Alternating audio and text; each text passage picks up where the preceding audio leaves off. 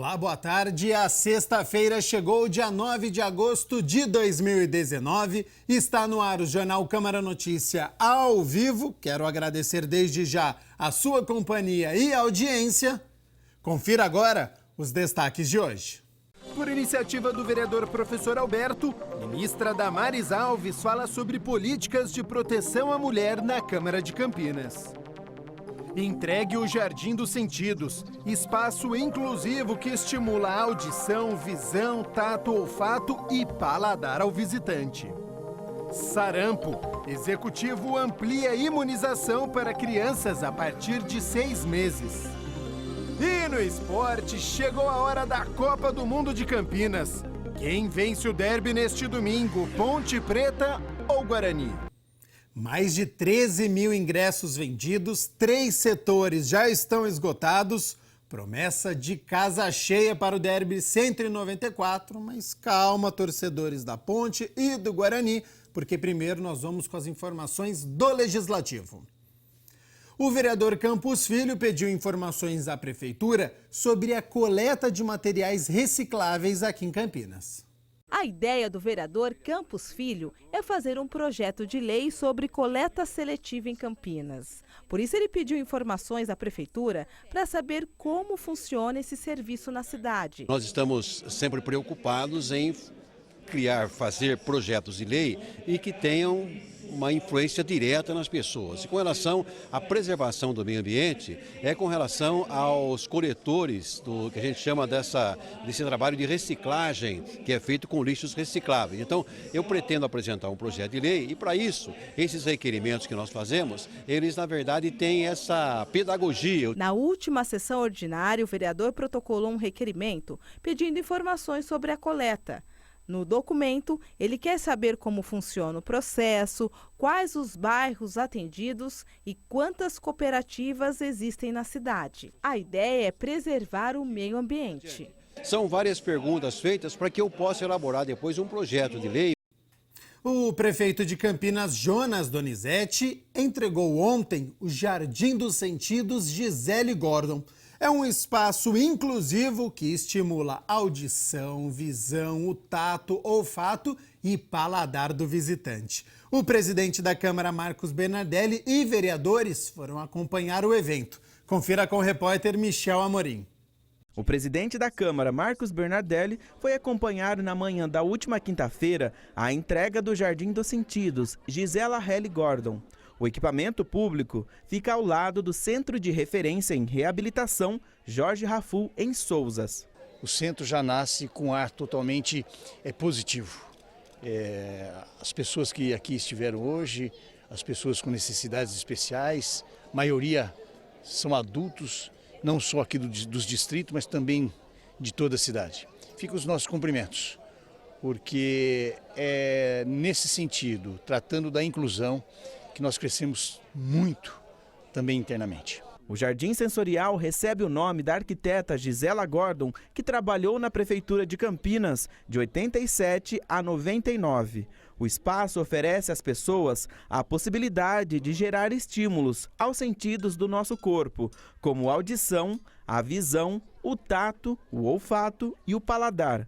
As plantas e os demais componentes do jardim podem ser tocados, cheirados e provados. Ambientalista e uma arquiteta ecológica. O currículo que foi apresentado aqui foi maravilhoso. Estar ao lado do centro de referência, realmente houve aí essa sinergia e nós podemos dizer e repetir que Souzas foi abençoada com esse espaço. O Jardim Sensorial custou R$ 425 mil, um convênio entre a Prefeitura com o Ministério Público do Trabalho. A expectativa é que passem todos os dias aqui cerca de 50 pessoas. O jardim é aberto a toda a população. Tem formato arredondado, com 10 canteiros com plantas e flores coloridas. Ervas medicinais, condimentos, chás, gramas e pedriscos. É totalmente acessível. Os vereadores Luiz Carlos Rossini e Jorge da Farmácia também participaram do evento. É nessa parceria, é nessa dupla mão, com todo o respeito que o Executivo merece, mas com a independência que nós temos que ter entre os poderes. A Secretaria de Saúde aqui de Campinas informou que a partir de agora, crianças a partir dos 6 meses de idade devem tomar a vacina contra o sarampo. Está recomendada a vacinação contra o sarampo para crianças de 6 meses a menores de 1 ano de idade no município. Por enquanto, a primeira dose desta vacina era destinada para crianças com 1 ano de idade. A vacina está disponível em todos os centros de saúde. Nesse momento, a nossa orientação é vacinar todas as crianças de 6 meses a 1 ano, não é?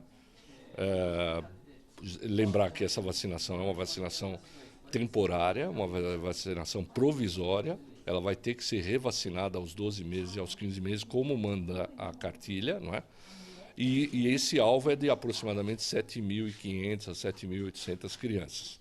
Então essa foi a mudança do que teve da manhã para cá, porque até ontem Campinas não estava no mapa de orientação do Ministério da Saúde, entrou, então nós vamos fazer o que o Ministério está orientando. Como disse o secretário, a recomendação segue a orientação do Ministério da Saúde. O objetivo é minimizar o risco de transmissão entre crianças menores de 1 ano. As crianças que estão protegidas. Temos que lembrar que 98,1% da nossa população alvo está protegida. Então nós não temos uma situação de risco epidêmico, alguma coisa assim. Nós temos essa faixa de proteção muito específica, né, que foram os casos de Campinas. Nós, ao contrário do que aconteceu em São Paulo, na Grande São Paulo, nós não tivemos casos em adultos, não é? E nem em adultos jovens e etc. Então, a nossa faixa hoje de ação é nesse grupo de crianças de 6 meses a 1 ano, em que nós vamos oferecer essa proteção provisória, porque depois com 1 ano tem que fazer de novo. De acordo com dados divulgados pela Secretaria de Saúde, são 8 casos da doença confirmados na cidade. 6 são em menores de 1 ano e 2 são em crianças entre 1 ano e 4 anos de idade. Não houve morte em nenhum dos casos. Nós vamos vocês estão nos ajudando a fazer essa divulgação, nós vamos dar a divulgação que precisa dar, as mães têm que procurar as unidades, mas não é caso de campanha de vacinação, porque, como eu já disse, 98% da nossa população já está protegida. Então não há uma necessidade da gente sair por aí e fazer uma campanha para todo mundo, não é? Claro que aquela pessoa que perdeu o seu cartão de vacinação, não lembra se foi vacinado, está em dúvida ou se recebeu só uma dose de vacinação, esses podem comparecer às unidades e serão vacinadas. Aqueles que não tiverem informação ou que tiverem informação insegura ou que tenha informação, mas não suficiente, esses a gente está convidando para que venham vacinar. Mas nós não vamos fazer uma campanha, abrir para todo mundo, porque não há necessidade, pelo menos por hora. Essas coisas são dinâmicas e a gente vai trabalhando no nosso dia a dia. Por hora, nosso foco é proteger crianças. Em audiência pública facultativa, a Câmara de Campinas recebeu a ministra da Mulher, da Família e dos Direitos Humanos. Damares Alves falou sobre o trabalho que vem sendo desenvolvido em prol da população. A ministra Damares Regina Alves chegou no início da tarde. Ela foi recebida na sala da presidência da Câmara pelo presidente da Casa, Marcos Bernardelli. Antes da audiência, a ministra da Mulher, da Família e dos Direitos Humanos participou de um pequeno café, que contou com a presença da deputada estadual Valéria Bolsonaro, que é de Campinas. E receber a ministra aqui para ouvir, para estar com a gente, sabendo das demandas, do que acontece na nossa cidade é muito importante. Damares Alves foi convidada a participar de uma audiência pública facultativa para apresentar o que o Ministério vem fazendo em prol da população. Trabalho que, para o deputado federal, Paulo Freire, deve ser divulgado. Nós estamos fazendo isso com a ministra Damares, não somente aqui em Campinas, não somente no estado de São Paulo, mas em todos os estados. Com o plenário lotado, o vereador professor Alberto, responsável por organizar a reunião, fez a abertura. Em seguida, foi a vez da ministra tomar a frente. Damares Alves apresentou dados que comprovam o alto índice de violência contra a mulher e falou sobre as novas políticas públicas de proteção adotadas pelo governo. A participação da ministra aqui na audiência pública facultativa também faz parte do programa de fortalecimento da rede de proteção à criança e ao adolescente, que acontece desde o início do ano, já que um levantamento do Disque 100 revelou que até agora já foram registradas 800 denúncias de violência envolvendo crianças e adolescentes de todo o país. Para o presidente da Câmara, Marcos Bernardelli, a presença da ministra só traz ganhos para a cidade. É um dia que ficará para a história também da Câmara Municipal. Independente de coloração partidária, é a ministra de Estado que aqui comparece, a convite de uma das nossas comissões. Ao final da audiência, Damares Alves falou com a TV Câmara em uma entrevista exclusiva. Uma importante oportunidade para a gente mostrar o que é este Ministério da Mulher, da Família e dos Direitos Humanos. Está todo mundo perguntando o que faz esse ministério, o que faz essa ministra. E viemos apresentar as propostas e viemos especialmente falar sobre violência contra a mulher. Agressão que para a ministra também deve chegar ao fim quando a vítima for criança ou adolescente. Para isso, também entregou novos carros ao Conselho Tutelar da região. Nós estamos encontrando conselheiros tutelares no Brasil atendendo de bicicleta. Eu já vi uma imagem de um conselheiro tutelar atendendo de jegue. Imagina você ir atrás de um pedófilo de bicicleta. O cara está de carro, o cara está armado, o nosso conselheiro tutelar com uma bicicleta. Então nós precisamos fortalecer os conselhos, equipar. O que eu vou fazer aqui hoje? Entregar equipamento para os conselhos tutelares. Vamos fortalecer eles no Brasil inteiro. Damares Alves foi convidada a participar da audiência pelo vereador professor Alberto, que acompanhou toda a visita. E vi muitas lideranças evangélicas, católicas, espíritas, professores. Eu vi muitos professores aí, eu vi representantes de colégios importantes da nossa cidade e vereadores da região. Além de nós termos a presença de 13 vereadores da casa, nós tivemos 13 vereadores participando, tivemos a participação do deputado Paulo Freire, deputado federal, da deputada Valéria Bolsonaro, deputada estadual, da nossa secretária, a doutora Eliane Juscelane, e muita liderança. Então a população veio em peso participando e isso nos traz um contentamento muito grande, porque a gente depende das lideranças para levar essa mensagem para juntos erradicarmos esse mal tão nefasto que tem assolado os lares no país. Mal que a ministra pretende acabar em pouco tempo. Em 6 meses já temos queda. Se a gente comparar o Disque 100 de hoje, nos 6 primeiros meses de 2018, com os 6 primeiros meses de 2019, já caiu 19% a denúncia. Assim, o que vocês fizeram de tão espetacular? O homicídio no Brasil já caiu 23% nos 6 primeiros meses. O que vocês fizeram de tão espetacular? Nós estamos construindo muita coisa.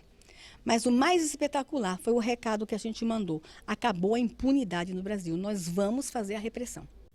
Rápido intervalo e na volta a previsão do tempo para este fim de semana, o quadro Giro Ambiental e tem o questionamento do vereador Fernando Mendes sobre a reforma do Centro de Convivência e Cooperação Tear das Artes no bairro Parque Universitário de Viracopos. Não saia daí.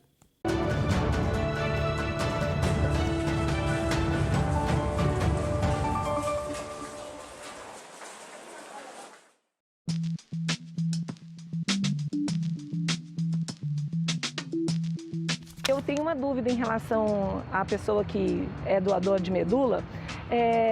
Como que ela é informada se existe alguém compatível com a sua medula? Eles avisam com muita antecedência, na hora da necessidade? Como que é feito esse procedimento? Maria, inicialmente a pessoa vem para o cadastro aqui no Hemocentro, onde a gente vai coletar 10 ml de sangue, é só para o cadastro. E aí, a leitura genética inicial que a gente vai fazer nessa amostra, a gente vai mandar para o INCA, para a base de dados do INCA no Rio de Janeiro.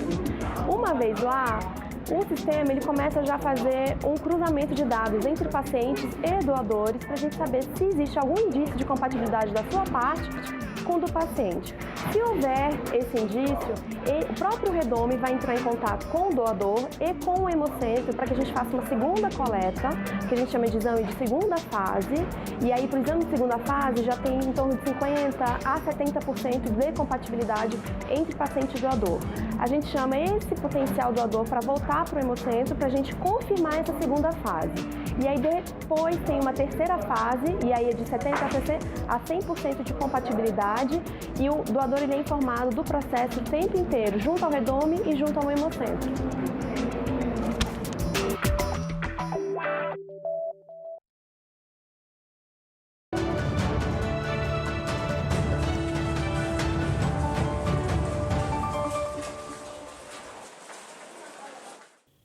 Na 41ª reunião ordinária, a nossa equipe conversou com o vereador Fernando Mendes sobre o Centro de Convivência e Cooperação Tear das Artes, no bairro Parque Universitário de Viracopos. Confira os questionamentos.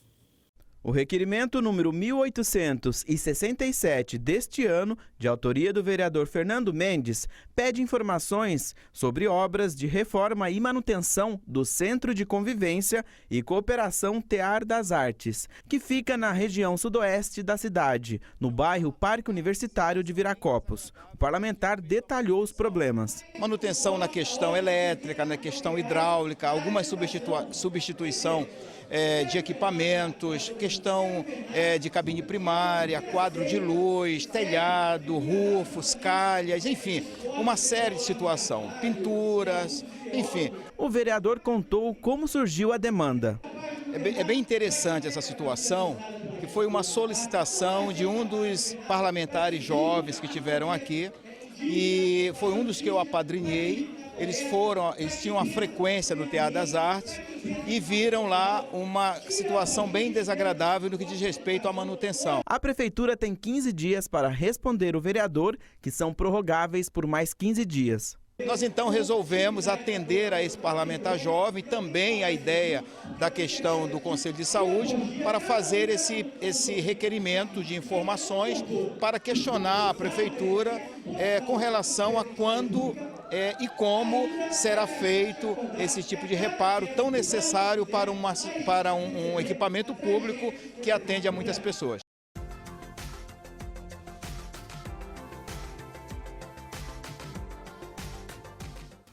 Fim de semana já está aí e você quer sol e calor? Então é boa notícia. Tanto no sábado quanto no domingo, o dia vai ser ensolarado. No domingo, a nebulosidade aumenta um pouco, mas sem chuva aqui em Campinas. Vamos às temperaturas, já está aí na tela. Sábado, mínima de 15 e máxima de 30 graus. E no domingo, a mínima também é de 15 graus, mas a máxima não passa dos 28 graus. Muitas pessoas têm trazido cada vez mais a natureza para perto. Por isso, hoje, o quadro Giro Ambiental conversa com um paisagista para trazer muitas dicas.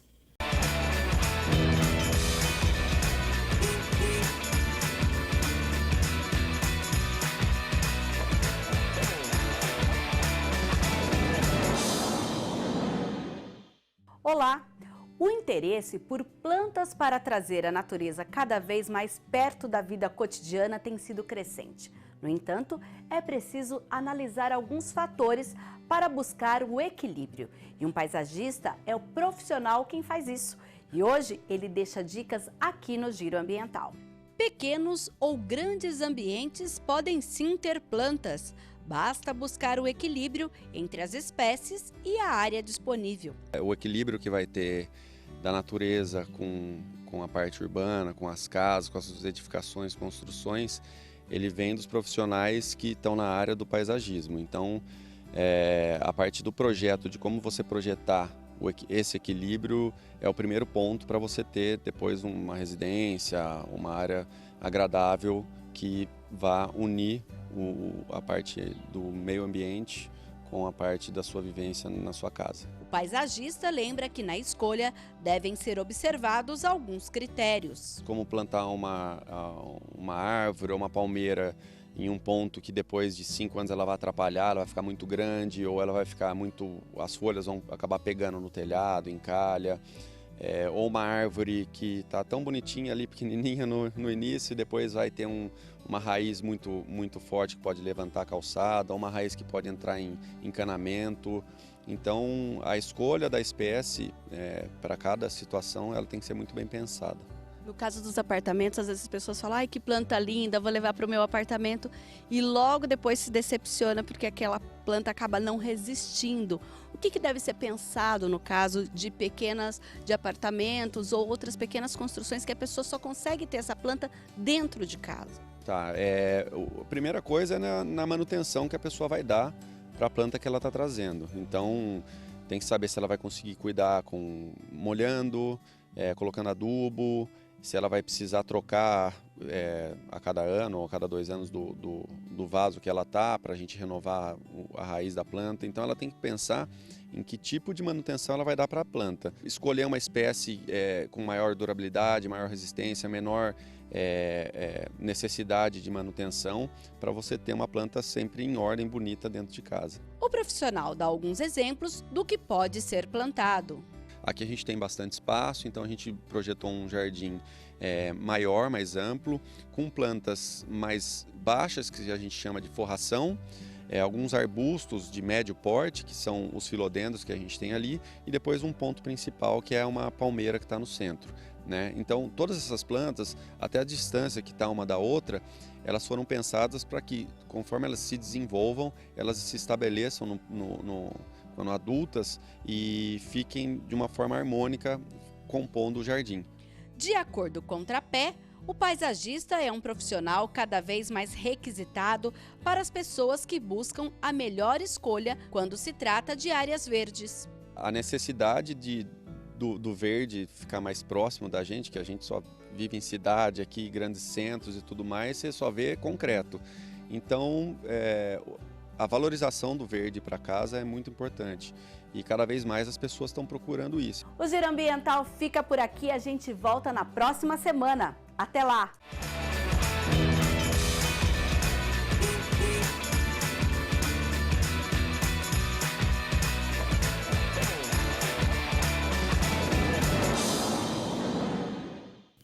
Mais um rápido intervalo e na volta, especial Dia dos Pais e a reportagem sobre o Derby Campineiro. Não saia daí.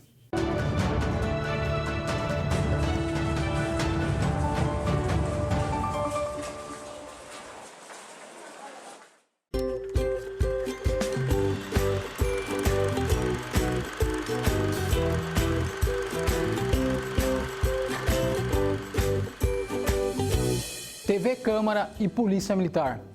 Hoje eu vou convidar você para que conheça mais o trabalho da Polícia Militar, para que entre nos quartéis da Polícia Militar, para que converse com os policiais militares que estão trabalhando, para que nos acompanhe nas redes sociais, Facebook, Instagram, conheça mais o nosso trabalho, nos traga sugestões, nos traga críticas, se aproxime da Polícia Militar, traga seus filhos, seus netos, para conhecer os quartéis da Polícia Militar.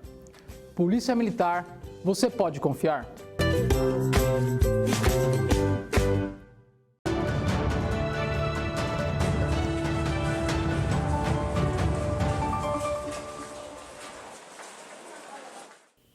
Com o Dia dos Pais chegando, a gente foi conhecer a história de 2 super pais. Eles fazem questão de acompanhar bem de perto a rotina dos filhos.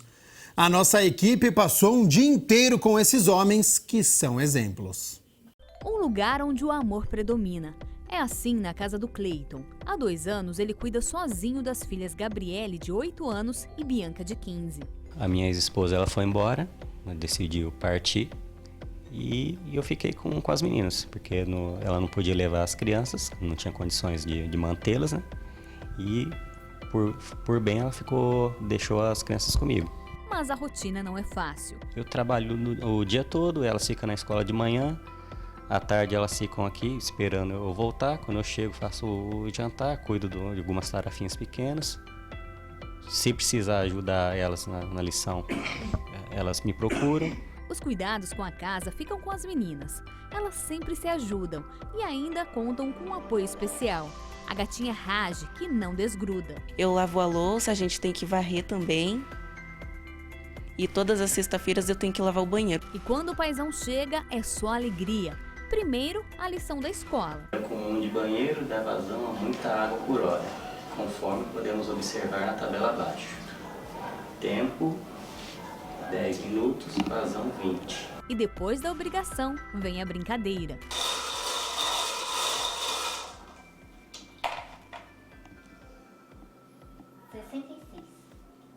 Meia. Eu não tenho. Não tem. Momentos que fazem esse pai ser mais que especial. Um pai bom e tem muita responsabilidade.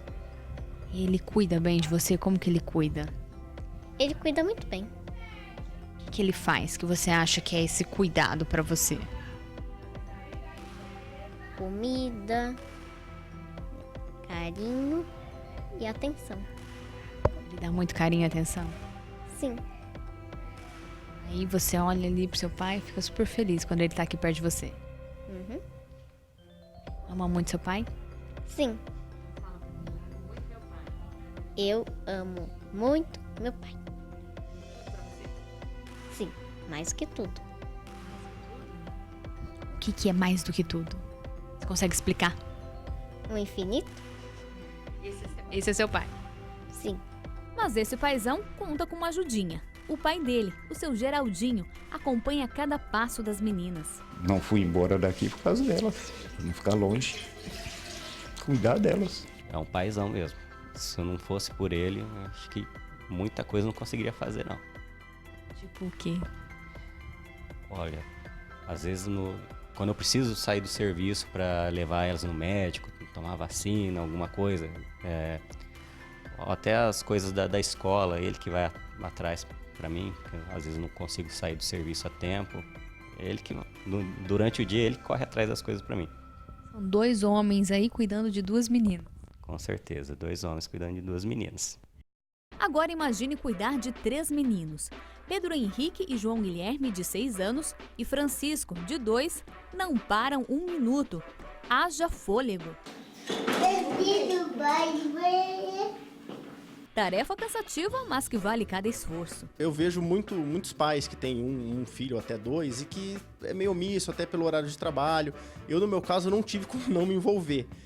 Eu fico de manhã com eles, eu passo muito tempo com eles, faço as atividades, faço o almoço, faço tarefa, ajudo eles a ir para a escola. A bagunça aqui começa cedo, mas é aquela bagunça gostosa, com muita brincadeira. O Luiz fica de olho em tudo. E a hora da lição é sagrada por aqui.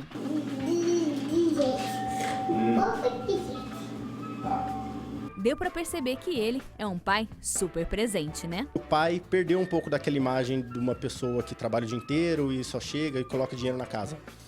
Hoje os pais estão mais presentes mesmo. Acho que isso é bacana para as crianças, de certa forma, crescer com essa imagem do pai e da mãe juntos, desenvolvendo com eles e mostrando o carinho que a gente tem por eles.